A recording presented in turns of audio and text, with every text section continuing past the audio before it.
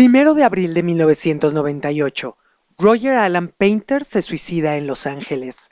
Rozz Williams, Alma de Christian Death, The Shadow Project, Premature Ejaculation, Heltir, Daucus Carota, alma e inspiración del death rock. A 20 años de su muerte, lo recordamos con una entrevista hecha en 1994 en la Ciudad de México durante su visita con su recién formado proyecto Daucus Carota. Here we are with Rozz Williams. He's playing 2 concerts in Mexico City. Hi, Rozz. Hello. How are you? Fine, thank you. Is it the first time that you come to Mexico City? Yes. Yes? So what do you think about the city? I love it here. It's much nicer than I expected. It's a lot different.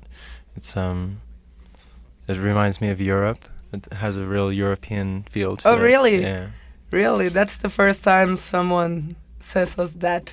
But you played yesterday in one place of Mexico City. How did the audience react? What was his reaction? Did you expect that reaction? It was a good reaction. I was happily surprised because, like I was saying to you, there was a very mixed audience. And, I kind of thought a lot of people really wouldn't be into it. But it was nice. Generally, in your concerts, there's only one kind of people? And that's why you are a little bit surprised. Yeah, usually, it's just one group of people. And which kind of people? Well, I guess Gothic. Yeah. Gothic. You hate I hate that the word. Title. Yeah. Yes. Estamos con Rozz Williams. Tocará 2 conciertos en la Ciudad de México. ¿Es la primera vez que estás en México? ¿Qué piensas de la ciudad? Sí, es la primera vez. Me encanta. Es más linda de lo que pensé. Es muy distinta de lo que pensé, de hecho. Me recuerda a Europa. Tiene ese sentido europeo. Tocaste ayer en un lugar de la Ciudad de México. ¿Cuál fue la reacción? ¿Esperabas esa reacción? Fue una reacción muy buena. Fue una muy buena sorpresa ver que la gente, la audiencia era tan mezclada. No hubiera pensado que determinado tipo de personas estuvieran involucradas, pero fue muy bueno. Generalmente en tus conciertos va solo un determinado tipo de gente y por eso estaba sorprendido. ¿Qué tipo de gente? Sí, supongo góticos. Odio el término, pero sí son góticos. You are coming to Mexico City with your new group Daucus Carota. What does Daucus Carota mean? Because as I know, when Christian Death have just split, you have thought a name that was Daucus Carota. Does it has a relation between Daucus Carota and Daucus Carota in the meaning that it has? Yeah, it was a character from a book, and the author was yes, you can say on opium, and saw this vision of this person named Daucus Carota, and just after reading the book, then the character stuck with me. And so I always wanted to use that name for a project. Oh, that's which was the book? Which was the name of the book? It was called The Drug Experience. By whom? It was so long ago. It was a collected thing, like different authors talking about their drug experiences. But I'm pretty sure it was Ambrose Bierce. But you just remember the character, Daucus Carota. How was this character? It was, could you describe it a little bit? Yeah, he had, in place of his heart, like a bunch of grapes and mandrake roots instead of feet. So every time he walked, he'd have to unplant and replant himself again. And I liked the idea of that, just the growth pattern of getting to where you're going and completing it and then moving ahead. Vienes con tu nuevo proyecto Daucus Carota. ¿Qué significa? Sabíamos que primero cuando te separaste de Christian Death querías ponerle a un grupo Daucus Carota y después terminó siendo Daucus Carota. ¿Tiene una relación en el significado? ¿Lo cambiaste por algo? Es el nombre de un personaje. El escritor estaba adentrado en el consumo del opio y tuvo la visión de este personaje, Daucus Carota. Y después de leer el libro, este personaje se quedó en mi mente y por eso quería ponerle así a un proyecto. El nombre del libro era The Drug Experience, la experiencia de la droga. Fue hace tiempo, no recuerdo el nombre del escritor, pero era una especie de colección de varios autores. El personaje tenía en vez de corazón un puñado de uvas y raíces de mandrágora, que eran como sus pies. Entonces cada vez que caminaba tenía que desplantarse y volverse a plantar. Y me gustó la idea de eso, el patrón de crecimiento, ir a donde buscas, conseguir lo que quieres, completarlo y después moverte. Okay, which is the difference or the main difference between, Christian Death, Shadow Project, Premature Ejaculation, and now Daucus Carota? I think with Christian Death and Shadow Project, the difference wasn't that clear to most people because both were, very dark, but and it was coming from the same side of things in thought, but with Shadow Project working with Eva, that was an equal share between the two of us. So her input, made it different for me. And with Premature Ejaculation, it's, that's very different for me. That's my chance to just be angry and but not have to use my voice. Okay. I can just use instruments, and I like that quite a bit. And now with Daucus Carota? It's just more rock and roll, not so much the dark or the dark side. It's I'm still talking about it in the lyrics, but the music I think is just more straightforward rock, Okay, which are the main important or the main themes that you are concerned about? Well, death is of interest to everybody. I think everybody thinks about it at some time or another. Well, what's going to happen? So that's an interesting idea to me, and just delving into some questions that I don't think the majority of people normally do. Just questions about yourself and why you're here, and what purpose do you have while you're here. And I think a lot of people shy away from that. They don't want to talk about that or really look too deeply inside themselves. Everything is on the surface, Sometimes it's scary just to make up these questions. ¿Cuál es la diferencia principal entre Christian Death, Shadow Project, Premature Ejaculation y ahora Daucus Carota? Creo que con Christian Death y Shadow Project la diferencia no era muy clara.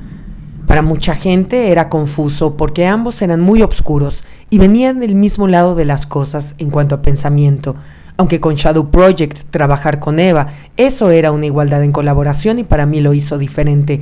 Y con Premature Ejaculation, ese sí es muy distinto para mí. Era mi oportunidad de estar enojado sin usar mi voz, solo usar instrumentos. Eso me gustó mucho.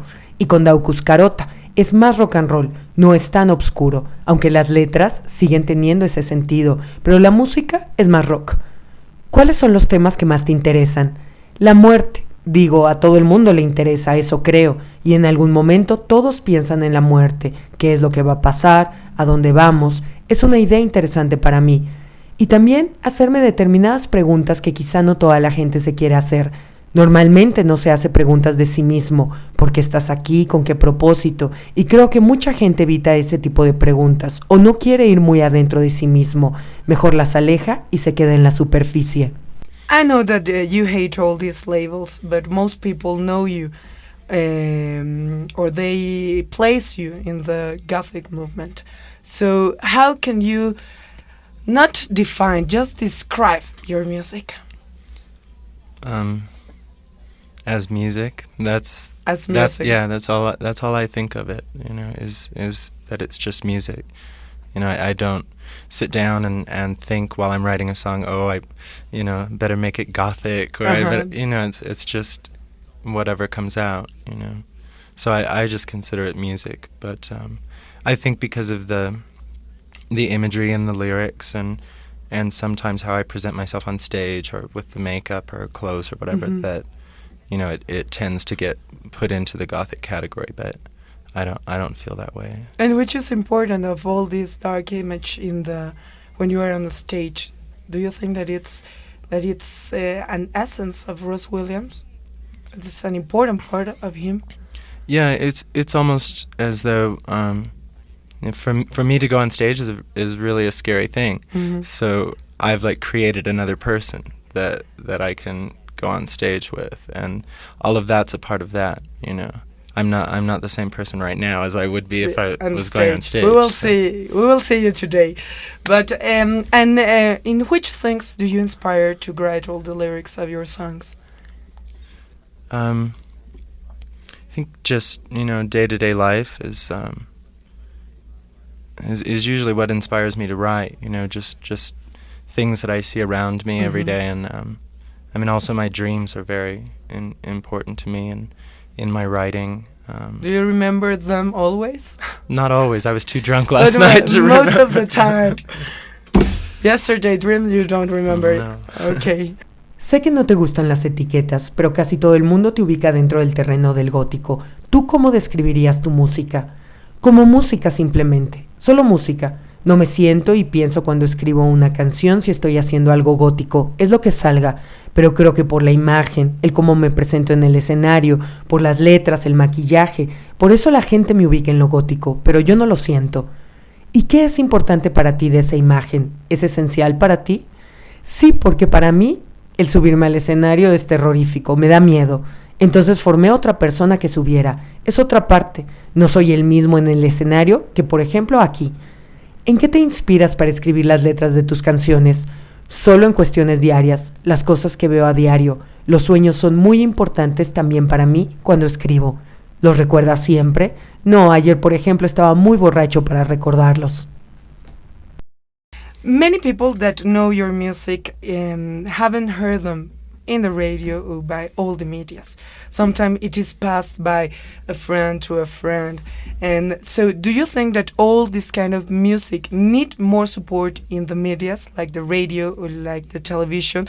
Or is it a very important part for all the dark bands or all the people that make this kind of music to remain in the underground? I think it's kind of a shame that a lot of the music hasn't gotten more attention, but at the same time, I think that is kind of the essence of that type of scene.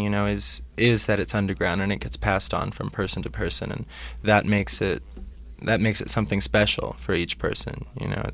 It's not something that you're going to hear on the radio 15 times a day, Yes. and so that makes it something special. But at the same time, I think that there's, a lot of new music now that's just being ignored, as far as radio and television and so forth, and it should really be given more of a chance. What do you think of nowadays music? I can't speak too much about it because I don't really know that much about it. Do you hear any kind of group?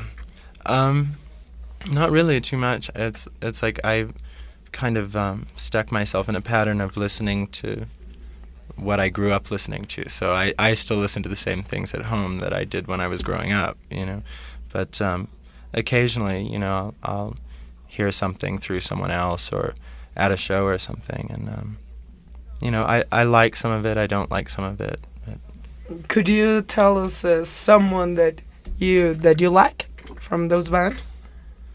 I don't remember. I don't know. See, like new for me is Nirvana is new to me. I never heard Nirvana before until just recently, and you like it? Well, you like them. Yeah, I liked the last album. Yeah. And Jesus Lizard, I had never heard before. So I mean, they're old groups, but Yes. I've just now hearing them, But Yes, maybe sometimes they were underground or they were alternative, but now they have come to the mainstream. Mucha gente que sigue tu música no la conoció por los medios, sino que la conoció tal vez de un amigo. ¿Crees que este tipo de música necesita más apoyo de los medios o es parte esencial que siga conociéndose más de una forma subterránea o de boca a boca? Creo que es una lástima que mucho de esta música no haya tenido más atención, pero al mismo tiempo pienso que es una parte esencial de esta escena, que sea subterránea y que se pase de persona a persona, y es lo que lo hace especial, el que no puedas escucharla 15 veces al día, pero al mismo tiempo pienso que hay mucha nueva música que ha sido ignorada por los medios y que debería tener más oportunidad. ¿Qué piensas de la nueva música? ¿Escuchas nuevos grupos? No puedo opinar mucho, no escucho mucha música nueva. Sigo el patrón de escuchar lo que estaba escuchando cuando crecía, pero ocasionalmente de alguien o en algún show me gustan algunas cosas, algunas no. Nuevo para mí es Nirvana, nunca los había escuchado, me gustó el último álbum, Jesus Lizard, y aunque sé que son grupos viejos, para mí son nuevos. And which groups did you listen when you were growing up? David Bowie was big. Still to this day, I could sit in a room and listen to David Bowie all day, and that could be it. I'd be perfectly happy. Could you say it's an influence for you? Oh yeah, definitely. Uh-huh. And T-Rex, Lou Reed, Iggy Pop, New York Dolls. Really from like what was then considered like a glitter. Mm-hmm. It was the glitter thing, and I grew up listening to that. Still, basically, that's what I listen to now. Okay, and do you manage a specific concept in your debut album with Daucus Carota? I mean, what do you want to say with your new album with the Daucus Carota? It was a really personal thing for me. It's like every song on there was written about a specific person, which is why it was titled Shrine, because I was like building this shrine to this person. Mm-hmm. And so every song is about this one thing, and I don't write in a way that people could I don't think really understand exactly. I like to keep my lyrics open so that people can interpret it any way they like. You know, I don't like to just set it out so it just says one thing. I like it to say a lot of different things. But for me, you know, that's what it was about, just a personal relationship. Okay, but it's an important thing for you that people can make his own interpretation, I think so. Yeah, very much so. You know, I think it's important that everybody develop their own thoughts, you know, about everything. To me, I don't like to preach, you know, I don't like to be preached to, so I like to leave it very open so people can come to their own conclusions about it. And which is your favorite song in Shrine? All of them. Oh yes, they're all great. Go out and buy the record. Yes, that's it. I think Father of Temptation, probably. ¿Y qué grupos escuchabas cuando crecías? David Bowie, y aún puedo escucharlo todo el día. Definitivamente es una influencia. T-Rex, Iggy Pop, New York Dolls, lo que se consideraba glam, glitter, brilloso, es lo que aún escucho. ¿Manejas algún concepto específico en tu álbum debut como Daucus Carota? ¿Qué quieres decir con tu disco nuevo? Fue un disco muy personal. Cada canción fue escrita para una persona, y por eso se llama Shrine, ofrenda. Era como hacerle una ofrenda a cada persona. No escribo de una forma en la que la gente pueda entender exactamente. Me gusta mantener mis letras abiertas para que la gente las interprete de la forma que quiera. No me gusta decir que solo dice una cosa, pero para mí fue algo muy personal. Creo que es importante que cada quien desarrolle sus propias opiniones. No me gusta sermonear ni que me sermoneen, así que las dejo muy abiertas para que saquen sus propias ideas y conclusiones. ¿Y cuál es tu canción favorita de Shrine? Todas. Sí, todas. Vayan y compren el disco. Creo que Father of Temptation. And I'm gonna say you just a few words so you can tell us which is your first impression of them. Okay, the first things that come to your mind. Okay, Christianism. Confusion. Valor. Ugly. Christian death. Boring. Shadow project. Marriage. Death. Life. Homosexuality.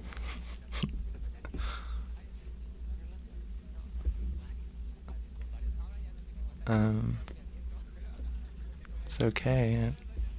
Okay, music.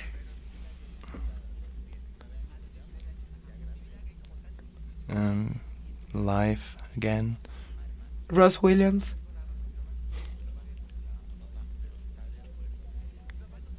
Confusion again. Confusion again. Daucus carota.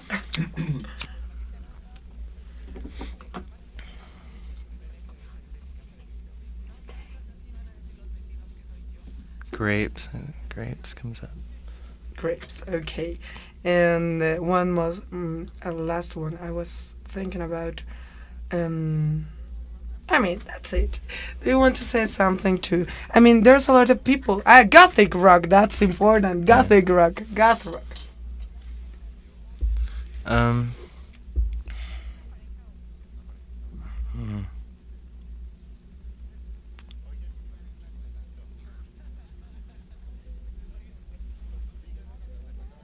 No, Nothing. that's a hard one. Yeah, blank. Okay, blank. That's important, I think so.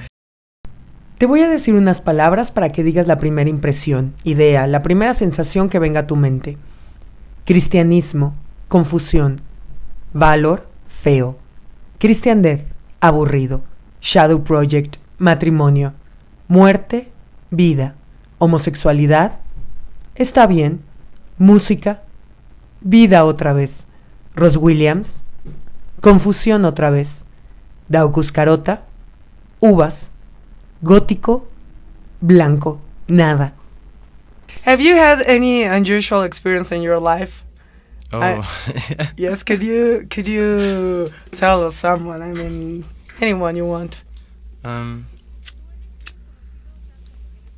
you want like unusual in like I don't know which category of unusual. Anyone that you want. Which things do you consider unusual? I mean, anything that you consider that it could be under the unusual category. I think maybe I don't know, one time it was very unusual for me, at least, kind of scary in a way that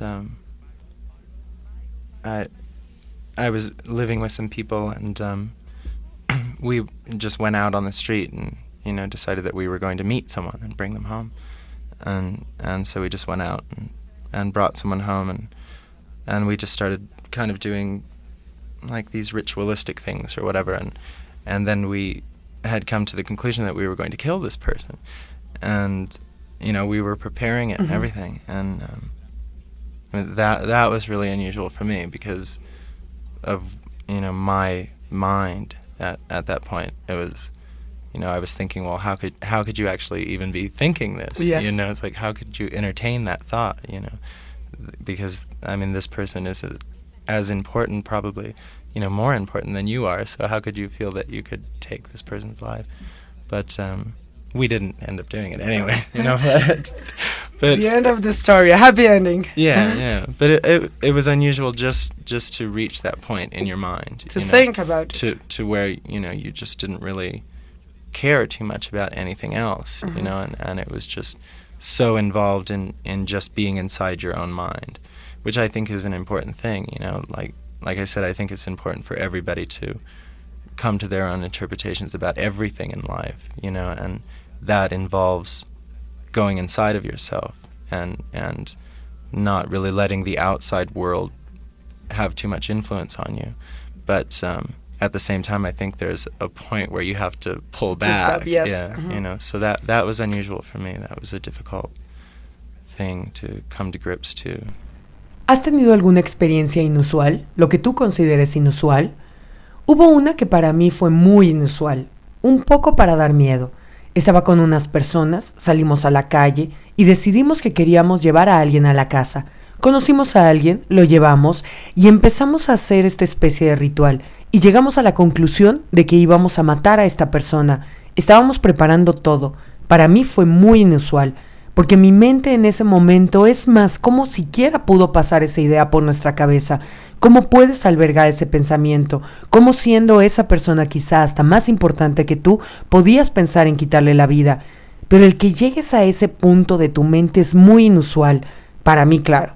Y claro que siempre enfatizo que el mundo externo no debe afectar tus decisiones, pero siempre hay un punto en el que debes retractar lo que tu mente está maquinando. And how do you feel Judies nowadays? Do you think that there are precisely just sometimes skipping from doing all these questions? Or how do you feel Jude is nowadays? How what is? How Jude is reacting? How do you think all this new generation is living in this world? Do you think that they are thinking about the things they have to think, or are they just receiving whatever they give us to them? Yeah, I think it's it's pretty sad living in Los Angeles. It's really bad there as far as violence, and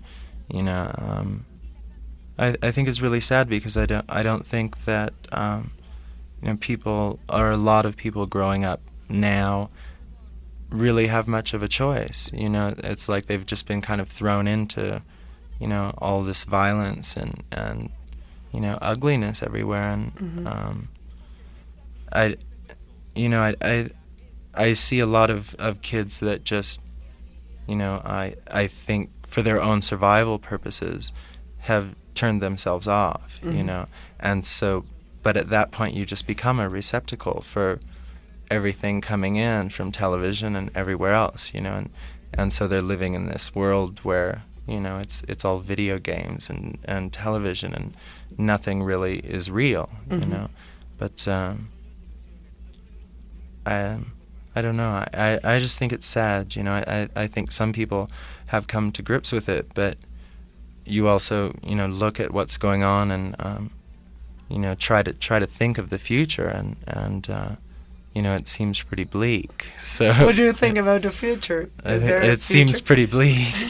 That's I mean, basically, I don't see things getting much better, unfortunately. But I think through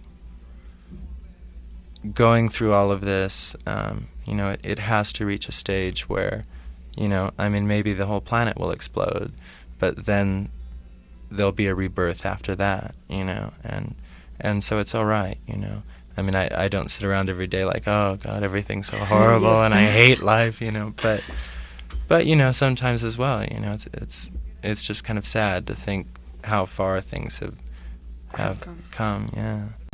¿Cómo piensas que vive la juventud actualmente? Una nueva generación, ¿cómo está viviendo? ¿Están preguntándose lo que deben?